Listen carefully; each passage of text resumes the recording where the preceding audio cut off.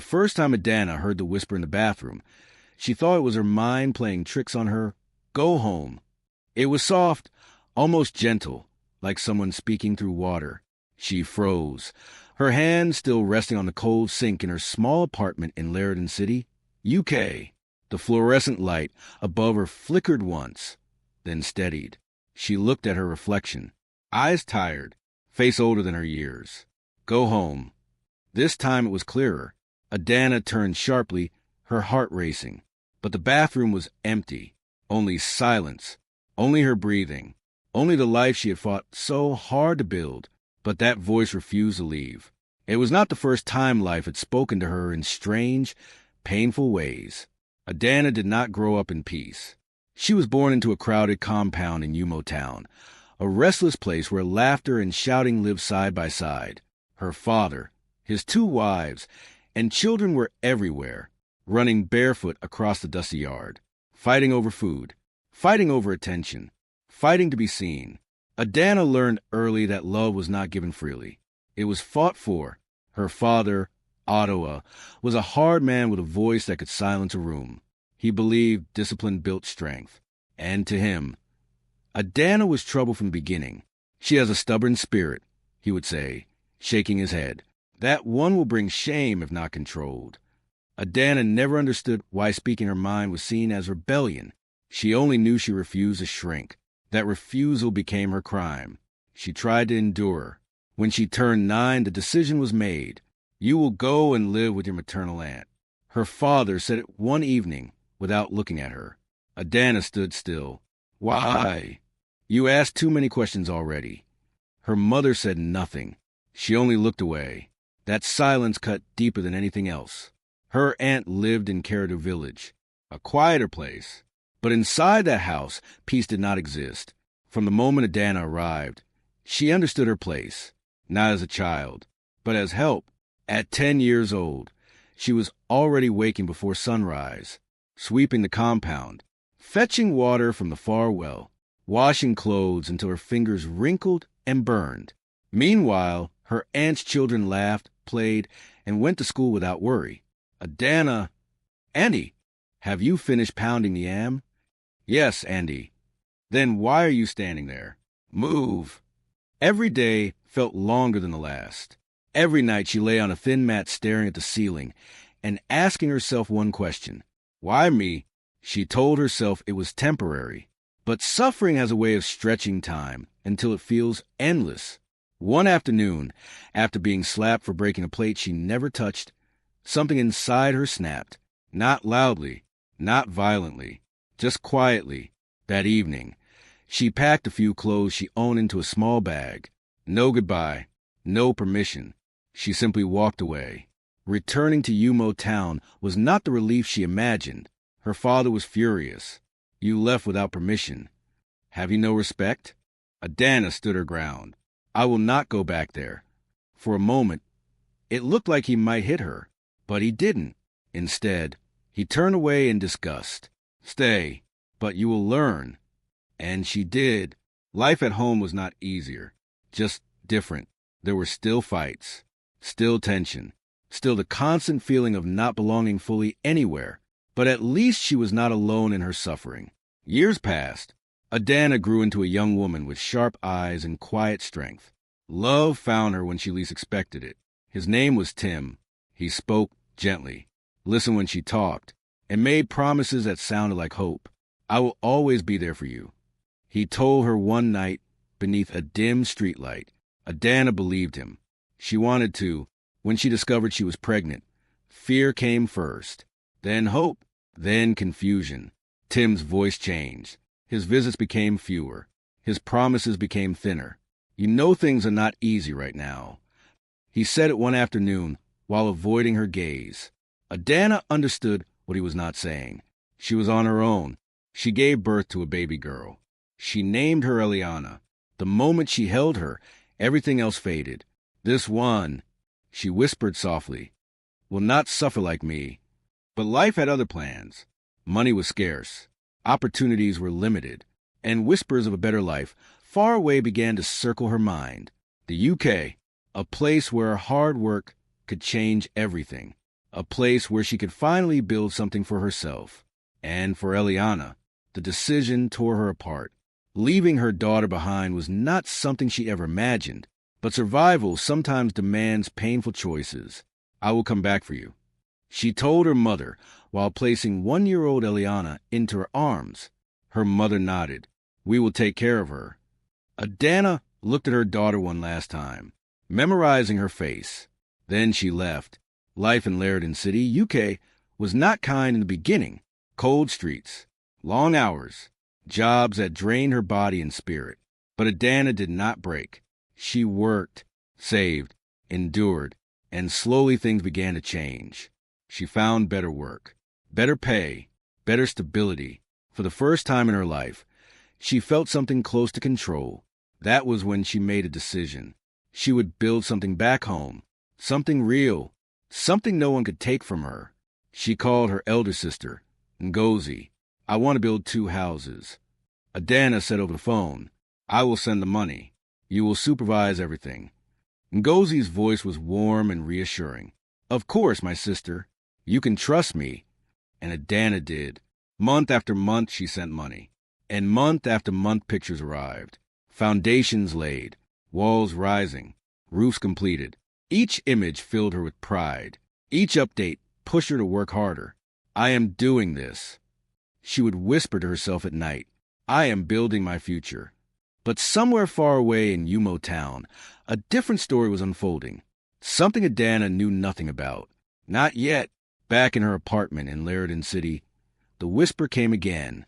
"Go home." Adanna gripped the sink. Her reflection stared back at her like a stranger. Something was wrong, deeply wrong. And this time she could not ignore it. She did not even remember packing. She did not remember booking the flight. Everything moved like a dream she could not control, until she found herself standing at the airport, ticket in hand, heart unsettled. "What am I doing?" she whispered. But even as she asked the question, she already knew. Something was waiting for her at home, something that would change everything. And Adanna was walking straight into it. Adanna stepped out of the taxi into the warm air of Yumo Town. For a moment, everything felt normal, familiar. The scent of roasted corn from roadside stalls, the distant laughter of children, the uneven road she once walked barefoot. It all wrapped around her like a memory she had never fully escaped. Her mother was the first to see her. "Adanna!" The shout carried across the compound. Within seconds, people began to gather. Arms pulled her in from every direction. Voices overlapped. Questions flew. "You didn't tell us you were coming." "Ah, you've changed. Oh, UK life is showing." Adanna forced a smile. She hugged them one after another, her eyes scanning faces, looking for one person, Ngozi. When her eyes finally met, Ngozi smiled broadly and rushed forward. "My sister." She pulled Adanna into a tight embrace. "You should have told me. I would have prepared." Adanna held her a second longer than necessary. Something felt off, but she pushed the thought aside. It had been years. People change. That had to be it. The first week passed in celebration. Food was cooked in large pots. Neighbors came and went. Stories were shared late into the night. Adanna allowed herself to relax. She had done well. She had endured. And now she was home to see the result of her sacrifices. But something strange had already begun to creep in. No one mentioned the houses. Not once. At first, Adanna told herself they were waiting for the right moment. Maybe a surprise. Maybe a grand reveal. By the second week, the silence became too loud to ignore. Every time she looked at Ngozi, she noticed it. The quick glances, the forced laughter, the way conversations would suddenly shift whenever she walked into a room. Adanna felt it in her bones. Something was wrong. The question finally came out one afternoon. They were all seated in the living room.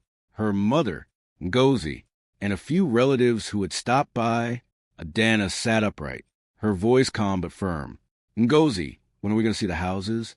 The room went still, too still. Ngozi blinked slowly as though she had not heard properly. "What houses?" A small, confused laugh escaped Adanna. "The houses I sent money for. The 2 houses you've been building." Ngozi's face did not change.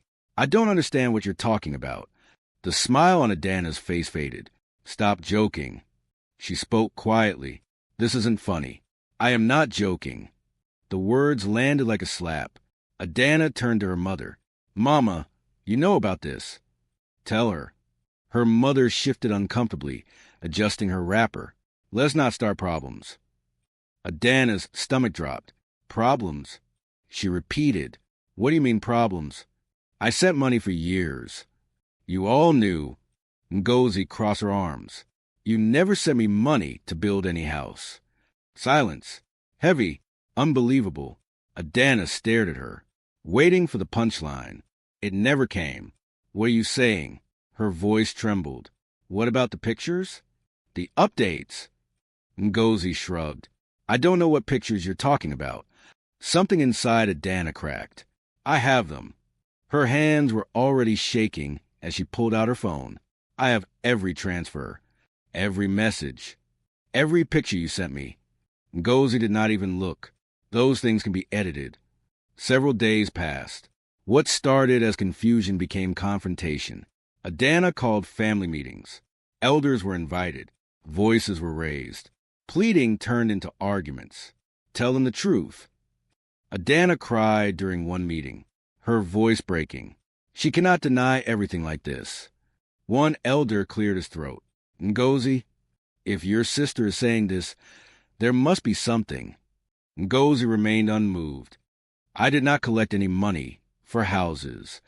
Whatever she did in the UK is her business. Adanna felt like she was losing her mind. How can you lie like this? She demanded. But behind the scenes, a different truth was hiding. Ngozi had not acted alone. There was a young man. His name was Philip.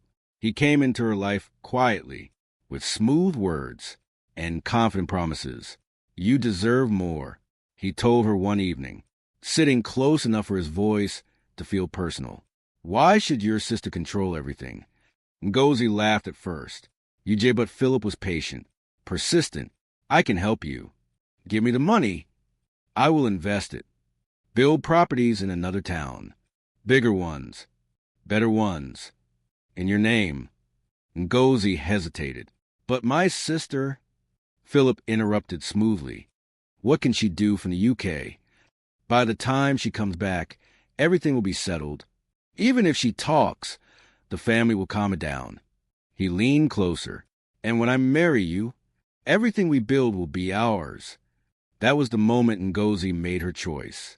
Not out of desperation, but out of greed mixed with hope.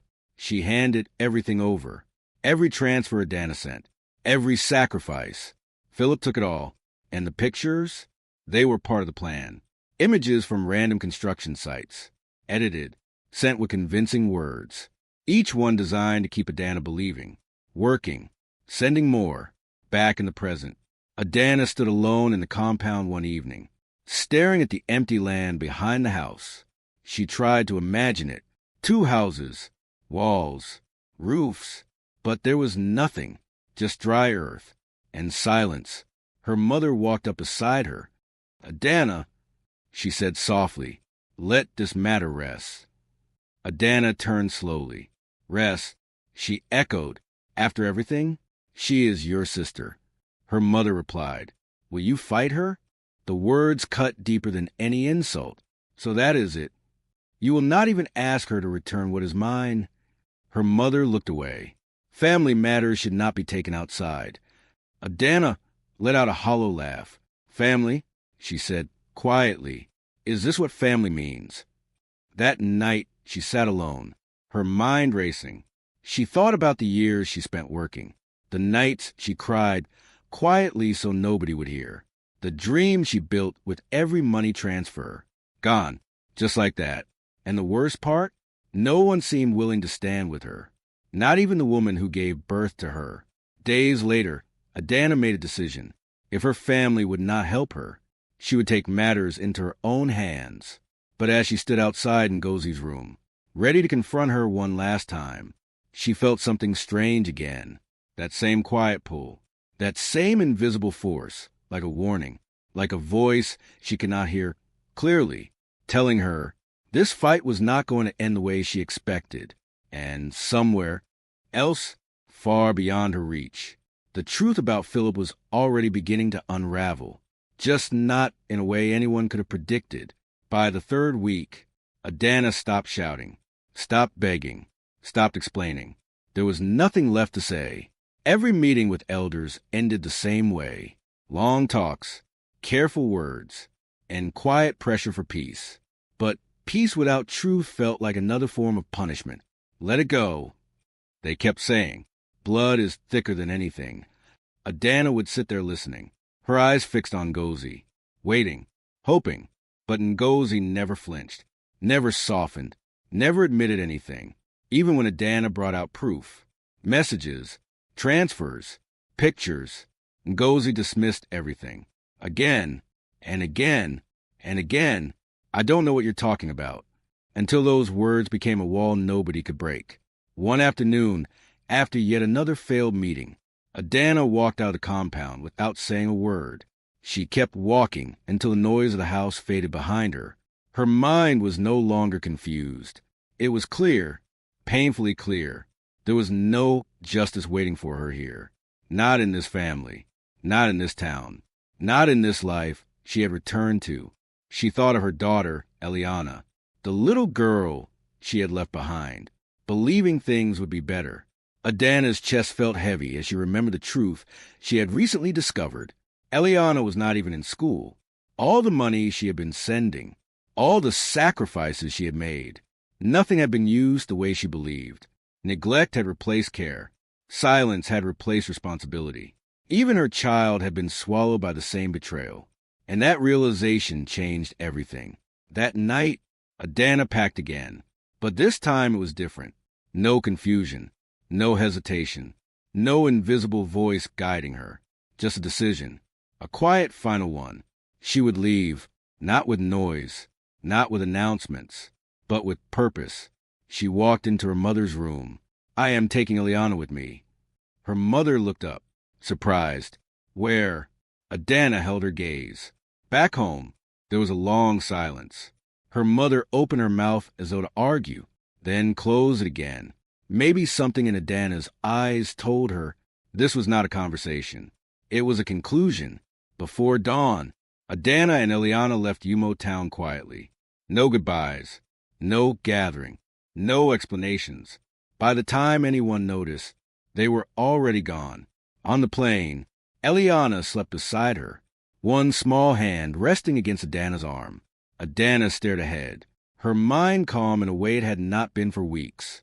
She had lost something, something big, but she had not lost herself. And somehow, that mattered more than anything. Back in Laridan City, something unexpected happened. Doors began to open, not slowly, not reluctantly, but suddenly. The job applications Adanna had submitted months earlier began to receive responses. One offer, then another, then a better one. Within weeks, Adanna's income changed completely. She moved into a better apartment. More space, more comfort, more control. It felt unreal at first, like life was trying to return something to her. Not what she had lost, but something new, something stronger. Eliana's adjustment was not easy. She had missed years of proper schooling. Her confidence was low. Her foundation was weak. But Adanna did not rush it. Every evening after work, she sat with her, teaching, guiding, encouraging. You are not behind. She would tell her gently. You are just starting your own path. Slowly, Eliana began to change. Her eyes became brighter, her voice steadier. Learning became something she could embrace instead of fear. And when she was finally enrolled in school, she walked in with a quiet strength that made Adanna proud. Back in Yumo town, reality began to unfold. Ngozi had been waiting for the moment she would finally enjoy everything she believed she had secured. The properties Philip promised, the life he described, the future she imagined. One morning, she decided to visit the place he had told her about, a small apartment in a neighboring town. Her heart was light as she approached the building, but the moment she arrived, something felt wrong. The door was locked. Dust had gathered around the entrance. It did not look like a place anyone lived. She knocked. No answer. She asked a few neighbors. "Excuse me." She tried to remain calm. "The man living here, Philip, is he around?" The neighbors looked at her strangely. "Who?" "Philip." She repeated. "He stays here." One of them shook his head. "No one like that lives here." The words hit slowly. Then, all at once, Ngozi's hands began to shake. She pulled out her phone and called his number. Switched off. She called again. Switched off. Again. Nothing. She returned home in silence, her mind racing, her heart pounding, but she said nothing. Not to her mother. Not anyone. Fear wrapped itself around her like a shadow she could not escape.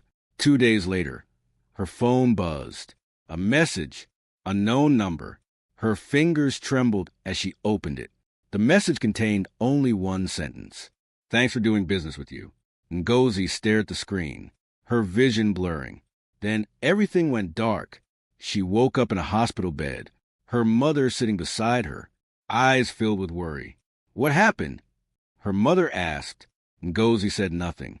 What could she possibly say? That she had traded her sister's trust for empty promises? That she had been outplayed in a game she thought she controlled? That everything was gone?